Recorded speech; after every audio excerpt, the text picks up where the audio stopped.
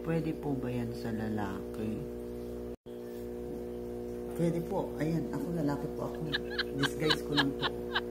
Pwede po. Charing lang. Good morning mga kajosa.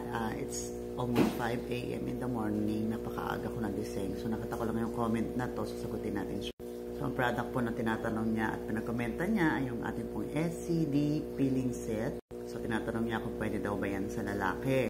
Well, the answer is yes. Pwede po yan for men and women, gay, bi, lesbian, shibulay, Becky, part ka mo ng LGBTQIA+ community, sama mo na ang ABCD. Yes, pwede po yan as long as gusto po natin na gumanda yung skin natin, gusto natin mag-rejuvenate ng skin, gusto natin magpaputi ng balat, gusto natin mag-peel ng skin. Kung meron kayong mga pimple marks or pimples na gustong alisin, pwede rin natin yung gamitin.